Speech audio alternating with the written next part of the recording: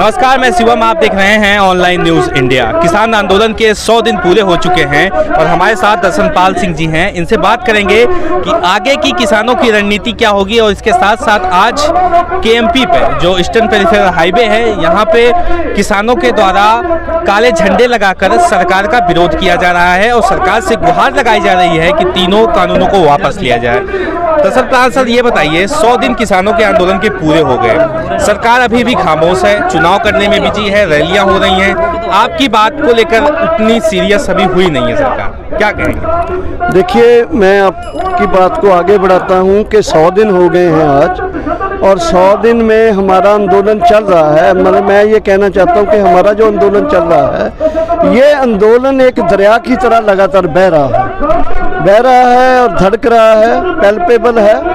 और ये आंदोलन जो चल रहा है, ये आंदोलन डे 1 से ही बॉर्डर्स के ऊपर लोग बैठे हैं। कभी बहुत बढ़ जाते हैं, कभी थोड़े कम हो जाते हैं। इसको कभी कभी ये लोग ये सोचने लगते हैं कि कम होने लगे हैं, ये बात नहीं है, क्योंकि आंदोलन के साथ अब पंजाब हरियाणा का बच्चा जुड़ गया है। हर घर में आंदोलन है, यहाँ भी आंदोलन है, घर में भी आंदोलन है, पूरे प्रांत में आंदोलन है। लेकिन आपकी बात ये भी सही है कि 11 राउंड बात होने के बाद सरकार जनवरी के बाद एकदम चुप है। सरकार ने कोई बातचीत का न्योता नहीं दिया है। ये जो सरकार की जिम्मेदारी बनती थी या आज भी है कि आंदोलनकारी लोगों के साथ वो अपनी बातचीत करे और मुद्दे को हल करते हुए आंदोलनकारी लोग शांतमय तरीके से अपने घर जाएं और घर जाके ये आंदोलन कामयाब हो, वो कामयाबी के लिए लोग बैठे हैं। लेकिन सरकार को मैं गैर जिम्मेदार बोलूँगा, हट्ठी बोलूँगा, इगोइस्ट बोलूँगा सरकार को, कि जैसे एक राजा का हट होता है, हट्ठी सरकार है। उसको देश के किसानों की सुननी चाहिए और बातचीत करके मसले का हल करना चाहिए।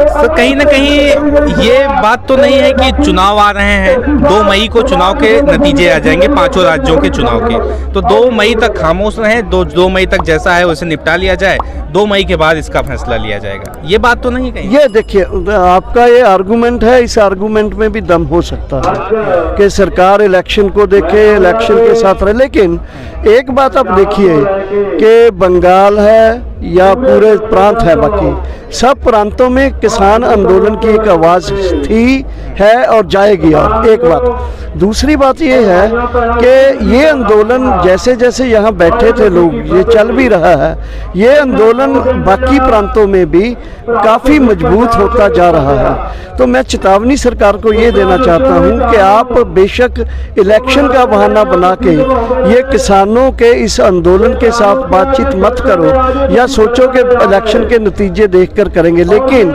इस दौरान जो किसान आंदोलन राजस्थान, मध्य प्रदेश, महाराष्ट्र और कर्नाटका, इधर उत्तराखंड, यूपी में फैल रहा है, जैसे इसकी जो गर्मी है धीरे धीरे पूरे देश में फैलेगी और ये बीजेपी के लिए काफ़ी घातक होगा। ये किसानों का आंदोलन है, क्योंकि केवल किसान आंदोलन नहीं, ये पूरा जन आंदोलन कुछ प्रांतों में बन चुका है, बाकी में किसान आंदोलन बन रहा है, वहाँ भी एक जन आंदोलन बन के बीजेपी के लिए काफ़ी घातक सिद्ध होगा। एक चीज़ थोड़ा सा मैं समझना चाहूँगा सर, 5 राज्यों में चुनाव है, असम और बंगाल, ये 2 राज्य हैं भारतीय जनता पार्टी के लिए थोड़ा महत्वपूर्ण माने जा रहे हैं। तो क्या इन राज्यों के जो परिणाम आएंगे, उन परिणाम को देखने के बाद भारतीय जनता पार्टी कुछ किसानों को लेकर फैसला लेगी कि अगर जीत दर्ज करती है, मजबूती मिलती है तो फिर चलने दीजिए, क्या दिक्कत है? अगर हार होती है, शिकस्त मिलती है, तो फिर शायद कुछ सोचा जाए किसानों के बारे में, ऐसा कुछ चल रहा है क्या इंटरनेट? नहीं, देखिए, ये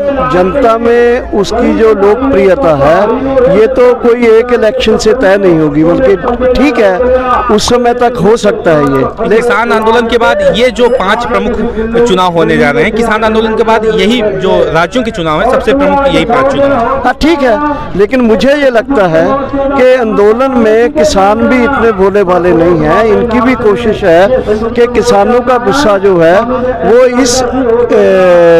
इस इलेक्शन में भी बीजेपी बीजेपी को इसका थोड़ा मजा चखाया जाए।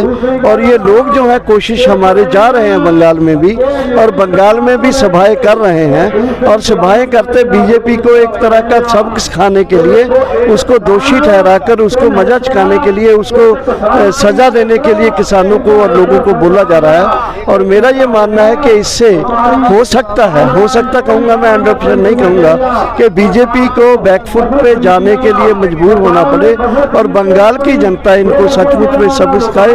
बंगाल के किसान आगे लगकर आए, हम लोग जाएंगे वहाँ मिलकर एक माहौल ऐसा बनाएं कि बीजेपी को वहाँ एक दिखाई दे कि उस किस्म का माहौल किसानों के आंदोलन की तरफ से बनाया जा रहा है। एक चीज़ और थोड़ा सा क्लियर कर दीजिए, बंगाल के अंदर भारतीय जनता पार्टी और तृणमूल कांग्रेस ये दो प्रमुख पार्टियां हैं, इसके साथ कांग्रेस और लेफ्ट का गठबंधन हो गया है, तो संयुक्त किसान मोर्चा का जो रुख होगा वो किस तरफ होगा?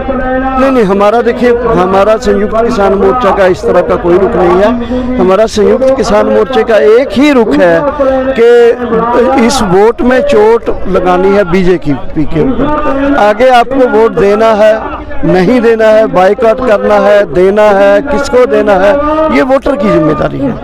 तो हमारा तो ये है कि कम से कम वोट डालने जा रहे हो तो बीजेपी के बक्से में मत डालो, बीजेपी को सबक सिखाओ, बीजेपी को सजा दो, बीजेपी को किसान विरोधी, जन विरोधी होने के नाते किसान की आवाज़ सुनो, संयुक्त किसान मोर्चे की आवाज़ सुनो कि बीजेपी को दफा करो, सजा दो, बीजेपी को नकार दो, इस स्लोगन के साथ रहेगा। मतलब आपका पॉलिटिकली कोई मोटिव नहीं है कि किसी पार्टी को, प्रमुख पार्टी को हानि पहुंचाया जाए, आपका जो संयुक्त किसान मोर्चा का मोटिव है कि भारतीय जनता पार्टी को सत्ता से बेदखल किया जाए, बस वही है, इतना ही। एक चीज़ थोड़ा सा और समझाइए सर कि जो बंगाल है वहाँ पे थोड़ा लैंग्वेज की भी प्रॉब्लम होती है, जो बंगाली वासी हैं क्या आपकी भाषा को समझ पाएंगे, क्या आप जिन मुद्दों को उठा रहे हो उसे समझ पाएंगे, और बंगाल का साथ मिल पाएगा संयुक्त किसान मोर्चा को कि नहीं? बंगाल, उसके साथ असम और केरल। नहीं, देखिए, बंगाल ऐसे मल्टी लिंग्विस्टिक देश तो है, ये नहीं है कि बंगाल में किसान संगठन है। बंगाल के किसान संगठन हमारे संयुक्त किसान मोर्चा का कंस्टिट्यूएंट है, वो आएंगे साथ, वही असल में मंच संचालन करेंगे, मंच लगाएंगे, उन्हें वही हमारा जो बोलेंगे हिंदी में या पंजाबी में उसका जो है ट्रांसलेशन करके लोगों को बुलाएंगे। तो इसका मतलब ये नहीं है कि बंगाल के लोग हमारी बात समझेंगे। हम जिस तरीके से सर बंगाल के अंदर ध्रुवीकरण करने की कोशिश की जा रही है, जय श्री राम के लगातार वहाँ पे नारे लगाए जा रहे हैं और धार्मिक कई सारी चीज़ें साधने की कोशिश की जा रही है, क्या ये ध्रुवीकरण हो पाएगा बंगाल में? क्योंकि अगर ध्रुवीकरण होता है तो 27% मुस्लिम आबादी और लगभग 70% के करीब हिंदू आबादी कहीं ना कहीं पोलराइजेशन करने की पूरी तैयारी है, तो आपका क्या है इसमें? नहीं, वो तो देखिए, जो भी कर रहे हैं इस तरह का ध्रुवीकरण जो धार्मिक बुनियाद के ऊपर, वो टोटली गलत है, वो बहुत खतरनाक चीज़ है, हम उसका विरोध करते हैं। हम तो सिंपली किसानों के मुद्दे के ऊपर ध्रुवीकरण करेंगे और हो रहा है और करेंगे, उसके अलावा हम बाकी चीज़ जो हो रही है वो गलत हो रही है। बहुत बहुत धन्यवाद सर। इस खबर को अभी लाइक करें, शेयर करें, अभी चैनल को सब्सक्राइब करें और घंटी जरूर दबाएं।